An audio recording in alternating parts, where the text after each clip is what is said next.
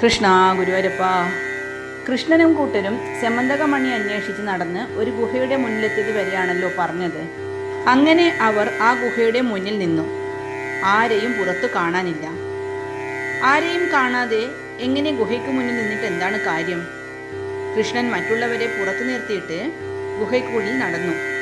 കൃഷ്ണന്റെ ധൈര്യം കണ്ട് അവർ ആശ്ചര്യപ്പെട്ടു. കൃഷ്ണൻ ആ ഇരുളടഞ്ഞ ഗുഹയിലൂടെ മുന്നോട്ട് പോയി. പെട്ടെന്ന് കണ്ണഞ്ചിപ്പിക്കുന്ന ഒരു പ്രകാശം കാണായി. എവിടെ നിന്നാണ് ഈ പ്രകാശം വമിക്കുന്നത്? കൃഷ്ണൻ 4 പാടും നോക്കി. അതാ ഗുഹയുടെ മൂലയ്ക്കിരുന്ന് ഒരു വാനരക്കുട്ടി കളിക്കുന്നു. അവൻ്റെ കയ്യിൽ നിന്നാണ് പ്രകാശം പ്രസരിക്കുന്നത്. സെമന്തകമണി വെച്ചാണ് അവൻ കളിക്കുന്നതെന്ന് കൃഷ്ണന് മനസ്സിലായി. കൃഷ്ണൻ കുട്ടിയുടെ അടുത്തേക്ക് ചെന്നപ്പോൾ അവൻ അയ്യോ അയ്യോ എന്ന് നിലവിളിച്ച് ഉള്ളിലേക്ക് ഓടി. കുട്ടിയുടെ നിലവിളി കേട്ടതോടെ ഗുഹയ്ക്കുള്ളിൽ നിന്ന് വലിയൊരലർച്ചയോടെ ഒരു കിഴവൻ വാനരൻ പുറത്തേക്ക് വന്നു. തീ പാറുന്ന കണ്ണുകളോടെ ആ വാനരൻ കൃഷ്ണനെ നോക്കി അലറി. ആരടാ എൻ്റെ വീട്ടിനുള്ളിൽ കയറിയത്? കൃഷ്ണൻ ഒന്നും മിണ്ടിയില്ല, വെറുതെ നിന്നതേയുള്ളൂ. അതോടെ കിഴവന് ശൗര്യമേറി. വീണ്ടും അലറി. ചോദിച്ചത് കേട്ടില്ലേ? എവനാണടാ എൻ്റെ ഗുഹയ്ക്കകത്ത്? കൃഷ്ണൻ അതിനും മറുപടി നൽകിയില്ല.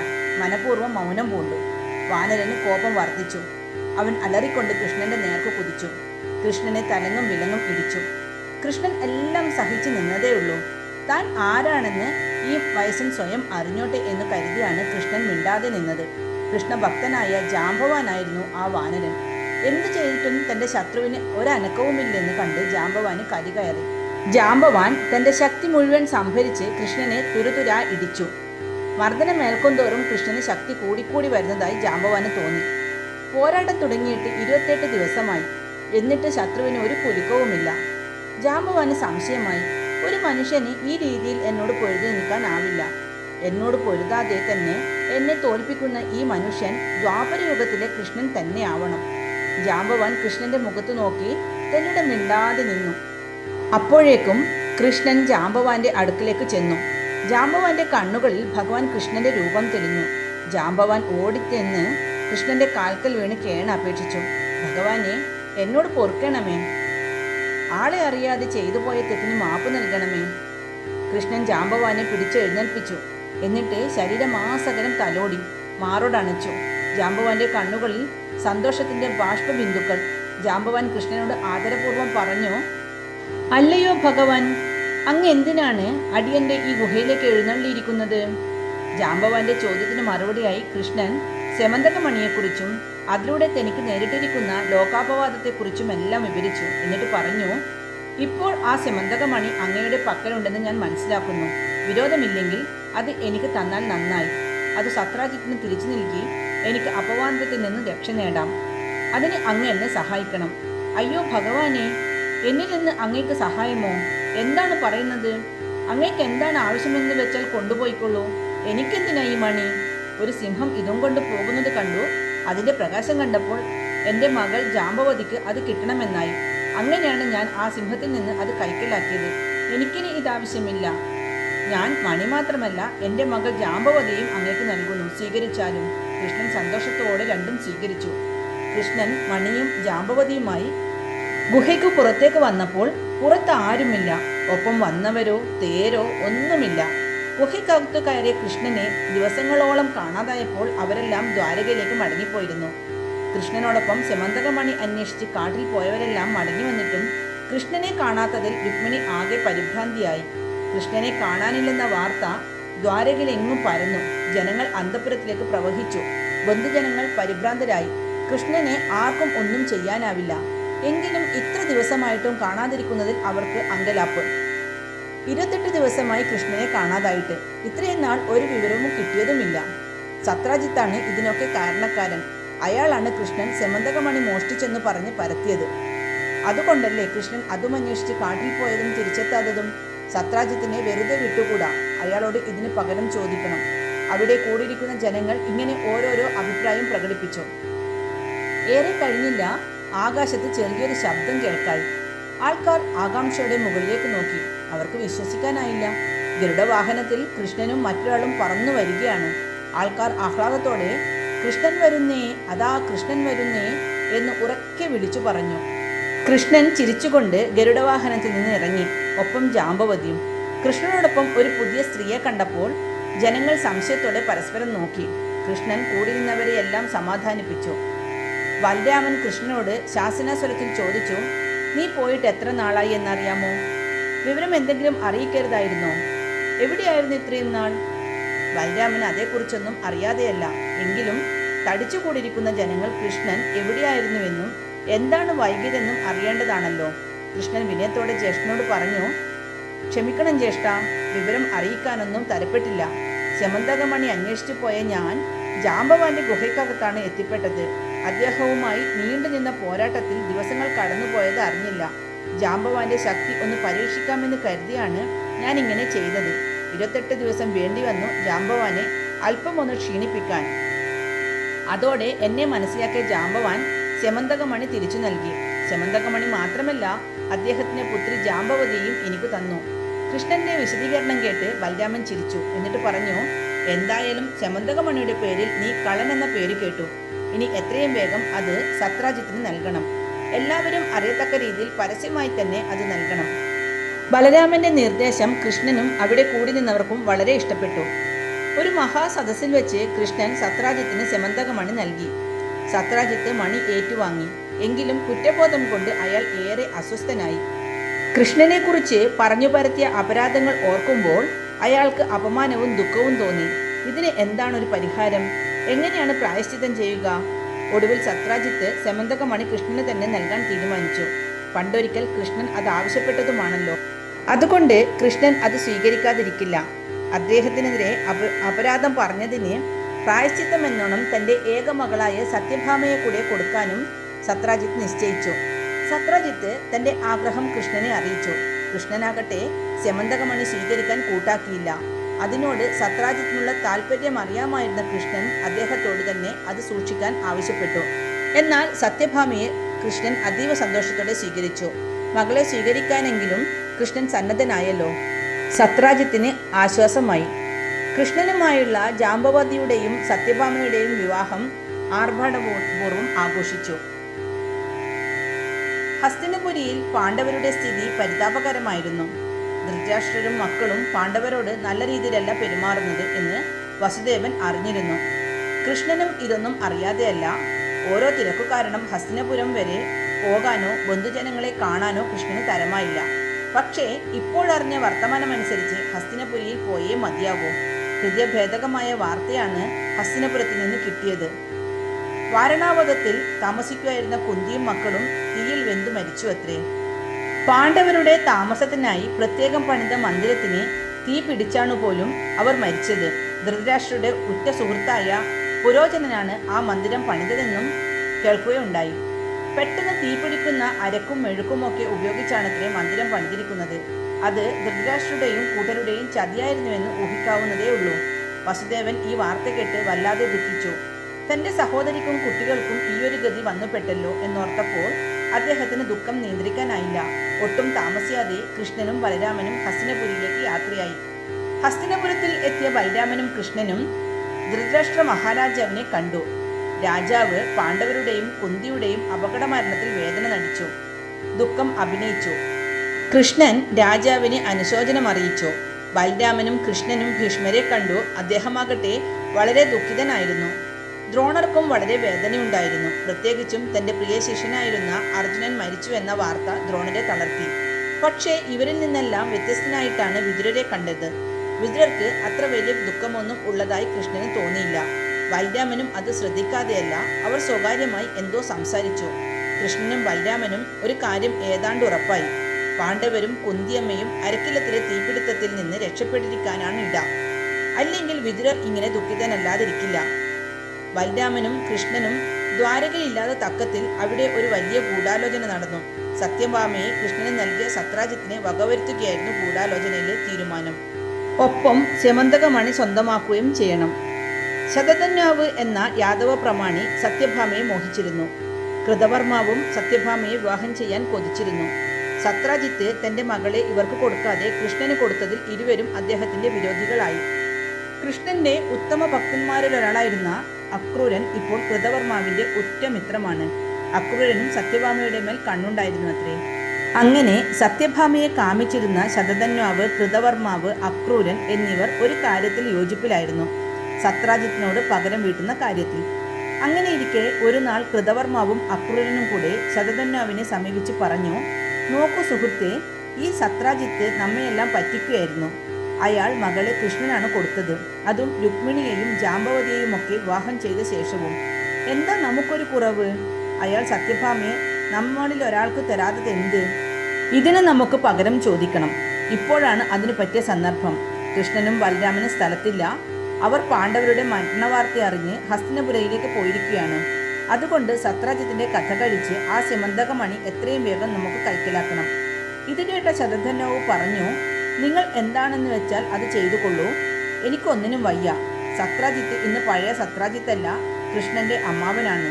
സത്രാജിത്തിനെ കൊന്നാൽ കൃഷ്ണൻ നമ്മെ വെറുതെ വിടില്ല, അതുകൊണ്ട് ഞാനില്ല. ശതധന്വാവിന്റെ എതിരഭിപ്രായം കേട്ടിട്ട് കൃതവർമാവ് പറഞ്ഞു, കൃഷ്ണനെ ഭയക്കേണ്ട ആവശ്യമേ ഇല്ല. സത്രാജിത്തിനോട് കൃഷ്ണന് ഇപ്പോഴും വിരോധമുണ്ട്. സത്യഭാമയെ സ്വീകരിച്ചതൊക്കെ ശരി തന്നെ, ഭാമയുടെ സൗന്ദര്യം കണ്ടിട്ട് സ്വീകരിച്ചുവെന്നേ ഉള്ളൂ. സത്രാജിത്ത് കൊടുത്ത സെമന്തകമണി വാങ്ങാൻ കൃഷ്ണൻ കൂട്ടാക്കിയില്ല. സെമന്തകമണി മോഷ്ടിച്ച കള്ളനാണ് കൃഷ്ണനെന്ന് പ്രചരിപ്പിച്ച സത്രാജിത്തിനോട് കൃഷ്ണന് ഇന്നും വിരോധം തന്നെ.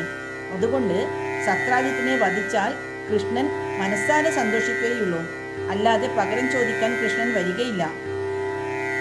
കൃതവർമാവ് പറഞ്ഞത് ശരിയാണെന്ന് ശതധന്വാവിന് തോന്നി. സത്രാജിത്തിനോട് കൃഷ്ണന് അത്ര മമത കാണാനിടയില്ല. കൃഷ്ണനെ കള്ളനാക്കിയത് സത്രാജിത്താണ്. ആ സത്രാജിത്തിനെ കൊന്നാൽ കൃഷ്ണൻ തീർച്ചയായും എതിരിടാൻ വരില്ല. സത്രാജിത്തിന്റെ കഥ കഴിച്ചാൽ സെമന്തകമണിയും സ്വന്തമാവും. ദിവസം തോറും 12 ഭാരം സ്വർണം നൽകുന്ന സെമന്തകമണി തന്റെ പക്കൽ എത്തുന്ന കാര്യമോർത്തപ്പോൾ ശതധന്വാവിന്റെ മനസ്സ് സന്തോഷഭരിതമായി. അന്നു രാത്രിയിൽ തന്നെ ശതധന്വാവ് സത്രാജിത്തിനെ വകവരുത്തി. ഉറങ്ങിക്കിടന്ന സത്രാജിത്തിനെ ശതധന്വാവ് ചതിച്ചു കൊല്ലുകയാണുണ്ടായത്. എന്നിട്ട് സെമന്തകമണിയും മോഷ്ടിച്ച് അയാൾ തന്ത്രത്തിൽ രക്ഷപ്പെടുകയും ചെയ്തു. പിറ്റേന്ന് നേരം പുലർന്നപ്പോൾ തന്നെ ആരോ സത്രാജിത്തിനെ വധിച്ചിരിക്കുന്നു, സെമന്തകം മോഷ്ടിച്ചിരിക്കുന്നു എന്ന വാർത്ത നാട്ടിലെങ്ങും കാട്ടുതീ പോലെ പരന്നു. സത്രാജിത്തിന്റെ കൊട്ടാരത്തിലേക്ക് ജനങ്ങൾ ഒഴുകി. ആരായിരിക്കും ഈ ക്രൂരകൃത്യം ചെയ്തത്? ഓരോരുത്തർ അവരവരുടെ ഭാവനയ്ക്കനുസൃതമായി ഓരോന്ന് പറയുന്നതല്ലാതെ കൊലയാളി ആരാണെന്ന് ആർക്കും ഒരു പിടിയുമില്ല. പക്ഷേ സെമന്തകമണി കൈക്കലാക്കാൻ വേണ്ടിയിട്ടായിരുന്നു സത്രാജിത്തിനെ കൊന്നതെന്ന കാര്യം ഏവർക്കും വ്യക്തമായിരുന്നു.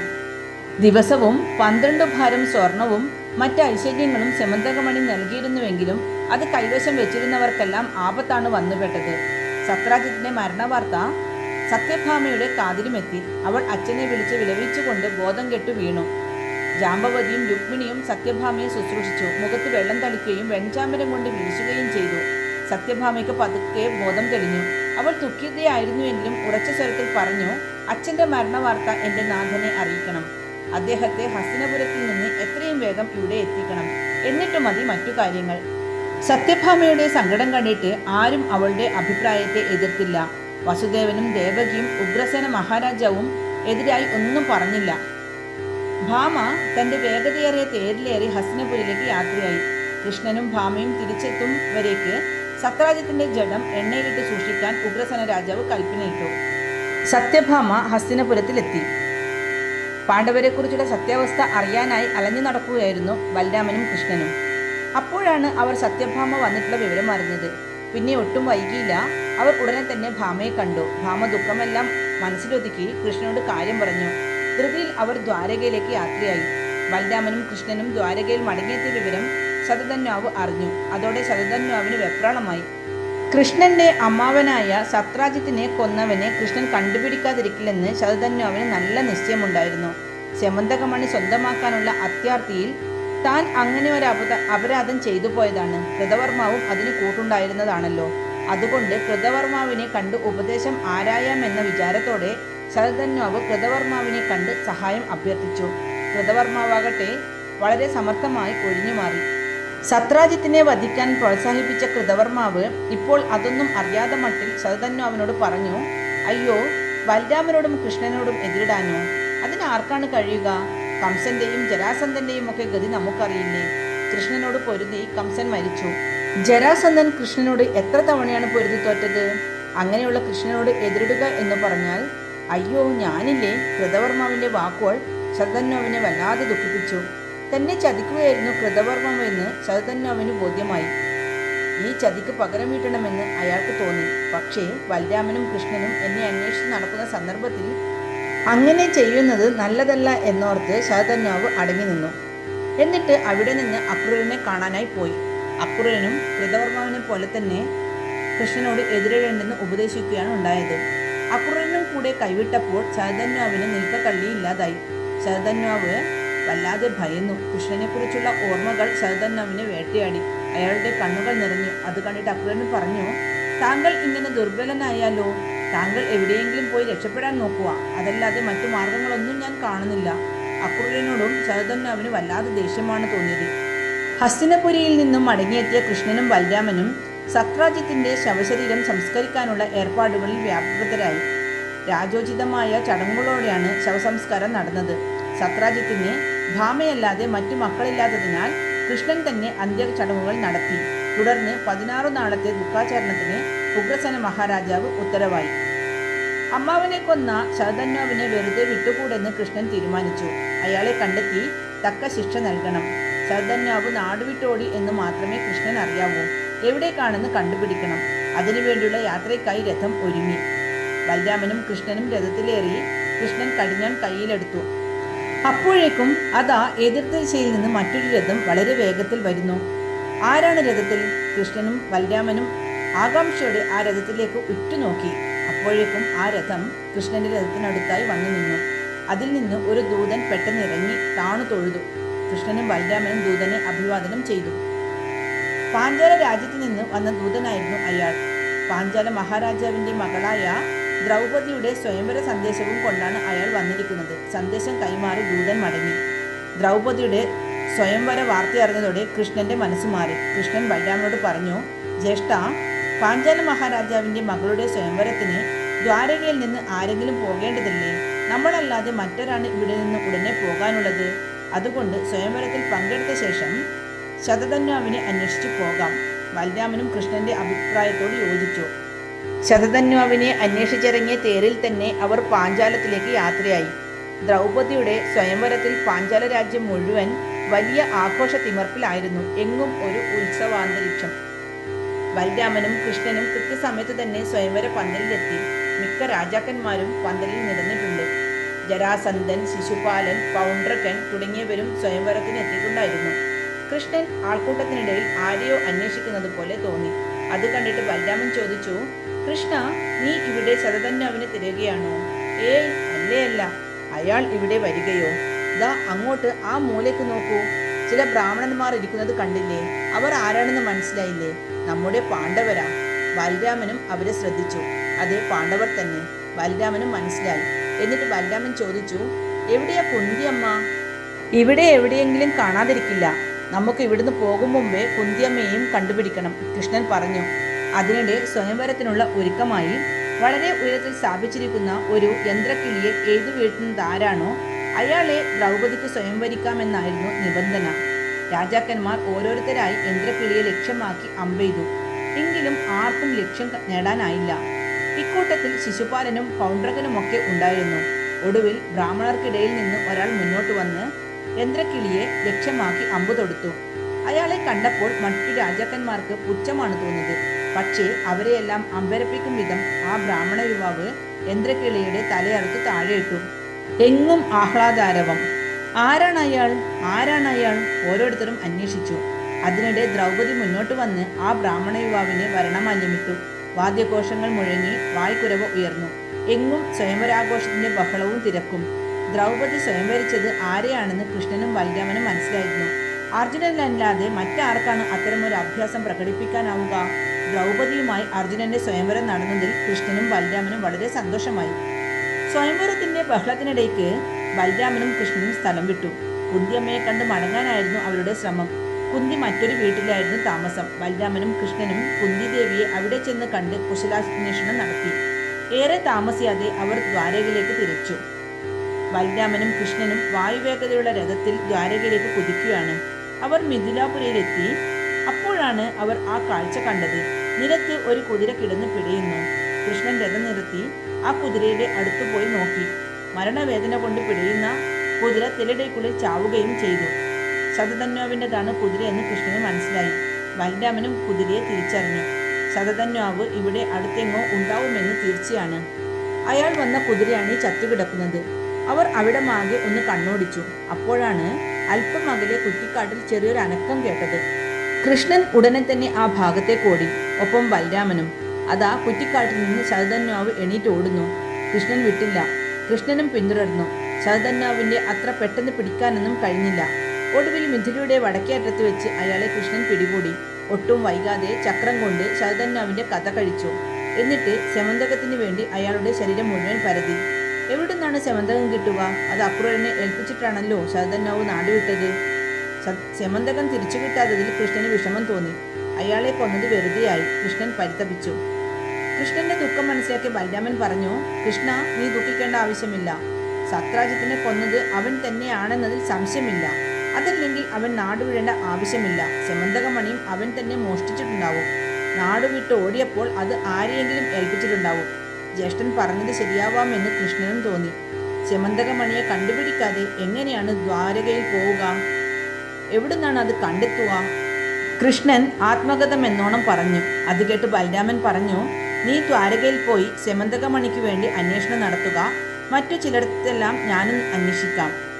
ഇപ്പോൾ ഞാൻ വിദേഹ രാജ്യത്തിലേക്ക് പോവുകയാണ്. നീ ദ്വാരകയിലേക്ക് പോവുക. സെമന്തകം കണ്ടുകിട്ടുകയാണെങ്കിൽ വിവരം അറിയിക്കാൻ മറക്കണ്ട. അപ്പോൾ ഞാൻ എത്തിക്കൊള്ളാം. അങ്ങനെ കൃഷ്ണൻ ദ്വാരകയിലേക്കും ബലരാമൻ വിദേഹ രാജ്യത്തിലേക്കും യാത്രയായി. ബലരാമന് ഹൃദ്യമായ വരവേൽപ്പാണ് വിദേഹ രാജാവ് നൽകിയത്. കുറച്ചു കാലം തന്നോടൊപ്പം കഴിയണമെന്നുള്ള രാജാവിൻ്റെ അഭ്യർത്ഥന മാനിച്ച് ബലരാമൻ അവിടെ താമസിക്കുകയും ചെയ്തു. അവിടെ വെച്ച് ബലരാമൻ ദുര്യോധനനെ കാണാനിടയായി. ബലരാമൻ ദുര്യോധനനെ ഗദായുദ്ധം പഠിപ്പിക്കുകയും അവർ തമ്മിൽ സ്നേഹബന്ധത്തിലാവുകയും ചെയ്തു. ദ്വാരകയിലെത്തിയ കൃഷ്ണൻ സെമന്തകമണി അന്വേഷിച്ച് നടക്കുകയാണ്. ഇനി അക്രൂരനിലേക്ക് വരാം. സെമന്തകമണിയും കൊണ്ട് ദ്വാരകയിൽ കഴിയുന്നത് അപകടകരമാണെന്ന് കരുതി അക്രൂരൻ കൃതവർമാവിനോടൊപ്പം ആരും അറിയാതെ നാടുവിട്ടു. അവർ കാശിയിലെത്തി യാഗവും പൂജയും ഈശ്വരസേവയും ഒക്കെയായി കഴിയുകയായിരുന്നു. അക്രൂരനും കൃതവർമാവും കാശിയിൽ നടത്തിയിരുന്ന യാഗത്തെക്കുറിച്ച് ദ്വാരകയിലും വാർത്ത പരന്നു. അതേസമയം ദ്വാരകയിൽ വല്ലാതെ വരൾച്ചയും ക്ഷാമവും പിടിപെട്ടു. മഴയില്ലാതെ ആൾക്കാർ വലഞ്ഞു. കൃഷി ഇറക്കിയിരുന്ന വിളവുകൾ കരിഞ്ഞു പറന്നു. കുടിക്കാനോ കുളിക്കാനോ വെള്ളമില്ല. ഇങ്ങനെ മാസങ്ങളും വർഷങ്ങളും കഴിഞ്ഞു. ഇത്തരമൊരു വരൾച്ച ദ്വാരകയിൽ ഇതാദ്യമാണ്. ദ്വാരകയിലെ ജനങ്ങൾ വരൾച്ചയെക്കുറിച്ച് അതും ഇതും പറഞ്ഞു തുടങ്ങി. അവർ കൃഷ്ണനെ സമീപിച്ച് സങ്കടമുണർത്തിച്ചു. അപ്പോൾ അവരിൽ ഒരാൾ പറഞ്ഞു, കൃഷ്ണ, ഇതിനൊരു പോംവഴി കണ്ടെത്തണം. പണ്ടൊരിക്കൽ കാശിയിലും ഇതുപോലെ വരൾച്ച ഉണ്ടായി. അത് 12 വർഷത്തോളം നീണ്ടുനിന്നു. ഒടുവിൽ കാശി രാജാവ് ദിവ്യനായ ശഫൽക മുനിയെ വരുത്തി അവിടെ താമസിപ്പിച്ചു. കുറച്ച് ദിവസത്തിനുള്ളിൽ അവിടെ മഴ പെയ്യുകയും കാശിയിലെ ജനങ്ങൾ രക്ഷപ്പെടുകയും ചെയ്തു. ആ രാജാവ് ശഫൽക മുനിയുടെ അത്ഭുതസിദ്ധി കണ്ടിട്ട് സ്വന്തം മകളായ ഗാന്ധിനിയെ മുനിക്ക് വിവാഹം ചെയ്തു കൊടുത്തു. ആ ശഫൽക മുനിയുടെയും ഗാന്ധിനിയുടെയും മകനാണ് അക്രൂരൻ. ഗാന്ധിനേയനെന്നും അക്രൂരന് പേരുണ്ട്. അക്രൂരൻ ഉള്ളിടത്തൊക്കെ മഴയുണ്ട്. കാരണം അക്രൂരന്റെ പിതാവായ ശഫൽക മുനിയും വർഷദേവനും ചങ്ങാതിമാരായിരുന്നു. തൻ്റെ ചങ്ങാതിയുടെ മകനായ അക്രൂരനെ സഹായിക്കാൻ വർഷദേവൻ ഒരിക്കലും മടി കാണിക്കാറേ ഇല്ല. അതുകൊണ്ട് അക്രൂരനെ തേടിപ്പിടിച്ച് ഇവിടെ കൊണ്ടുവന്ന് താമസിപ്പിച്ചാൽ ഈ കൊടും വരൾച്ചയിൽ നിന്ന് നമുക്ക് രക്ഷ നേടാനും കഴിയുമെന്ന് കരുതുന്നു. അക്രൂരൻ ഇവിടെയും വിട്ടതു മുതലാണല്ലോ വരൾച്ച ആരംഭിച്ചത്. എന്തായാലും കൃഷ്ണ, അങ്ങയുടെ ഇഷ്ടം പോലെ ചെയ്യൂ. ഈ അഭിപ്രായം കേട്ടിട്ട് കൃഷ്ണനും അത് ശരിയാണെന്ന് തോന്നി. അക്രൂരനെയും കൃതവർമാവിനെയും കാശിയിൽ വരുത്താനായി കൃഷ്ണൻ ദൂതനെ അയച്ചു. ദൂതൻ അറിയിച്ചതനുസരിച്ച് അക്രൂരനും കൃതവർമാവും ദ്വാരകയിലേക്ക് മടങ്ങി. അക്രൂരൻ ദ്വാരകയിലെത്തി കൃഷ്ണനെ കണ്ടു വണങ്ങി. കൃതവർമാവും ഒപ്പം ഉണ്ടായിരുന്നു. കൃഷ്ണൻ അക്രൂരനെ യഥോചിതം സൽക്കരിച്ചിരുത്തി. പിന്നീട് വിരോധികളായെങ്കിലും ഒരു കാലത്ത് അവർ സുഹൃത്തുക്കളായിരുന്നുവല്ലോ. അക്രൂരന് കൃഷ്ണനെ അഭിമുഖീകരിക്കാൻ വലിയ പ്രയാസമായിരുന്നു. എങ്കിലും എല്ലാം മറന്ന് സ്നേഹത്തോടും ആദരവോടും കൂടെ അക്രൂരൻ കൃഷ്ണനോട് പെരുമാറി. പ്രത്യേകം സൂക്ഷിച്ചു വെച്ചിരുന്ന സെമന്തകമണി അക്രൂരൻ കൃഷ്ണന്റെ മുന്നിൽ സമർപ്പിച്ചു. അതുകണ്ട് കൃഷ്ണൻ പറഞ്ഞു, പ്രിയ സ്നേഹിത അക്രൂര, ഇതിനോടുള്ള വല്ലാത്ത അഭിനിവേശം കൊണ്ടല്ലേ നീ ഇതും കൊണ്ട് കാശിയിലേക്ക് കടന്നു കളഞ്ഞത്. അതുകൊണ്ട് എനിക്കിത് വേണ്ട, നീ തന്നെ സൂക്ഷിച്ചാൽ മതി. കൃഷ്ണന്റെ വാക്കുകൾ അക്രൂരനെ വിഷമത്തിലാക്കി. അക്രൂരൻ പറഞ്ഞു, ഇല്ല, ശതധന്വാവാണ് ഈ മണി എന്നെ ഏൽപ്പിച്ചത്. അയാൾ പേടിച്ച് നാടുവിട്ട് ഓടിയപ്പോൾ എൻ്റെ പക്കലിട്ടേച്ച് പോയതാണിത്. ഞാൻ അതെടുത്ത് സൂക്ഷിച്ചു എന്നേയുള്ളൂ. ഇതെനിക്ക് ആവശ്യമില്ല. അങ്ങു തന്നെ സൂക്ഷിച്ചാൽ മതി. അക്രൂരൻ്റെ വിശദീകരണം കേട്ടപ്പോഴാണ് ശരതന്നോവിൻ്റെ കളി മറ്റുള്ളവർക്ക് മനസ്സിലായത്. കൃഷ്ണനാണ് അക്രൂരന് സെമന്തകമണി കൊടുത്തതെന്ന് പോലും പല അപവാദങ്ങളുണ്ടായതാണ്. പ്രത്യേകിച്ചും കാശിയിൽ അക്രൂരൻ യാഗം നടത്തി ക്ഷേമൈശ്വര്യങ്ങൾ നേടുകയും ദ്വാരകയിൽ വരൾച്ച ബാധിക്കുകയും ചെയ്തപ്പോൾ കൃഷ്ണനെതിരെ രൂക്ഷമായ അപവാദങ്ങളുണ്ടായി. പഴയ സുഹൃത്തായ അക്രൂരന് കൃഷ്ണനാണ് സെമന്തകം നൽകിയിരിക്കുന്നതെന്നും അതാണ് കൃഷ്ണൻ അക്രൂരനിൽ നിന്നും അത് പിടിച്ചെടുക്കാതെന്നുമൊക്കെ പരാതി ഉയർന്നിരുന്നു. അത്തരം അപവാദങ്ങൾ പറഞ്ഞു പരത്തിയവർ അക്രൂരൻ്റെ വാക്കുകൾ കേട്ടപ്പോൾ പശ്ചാത്തപിച്ചു.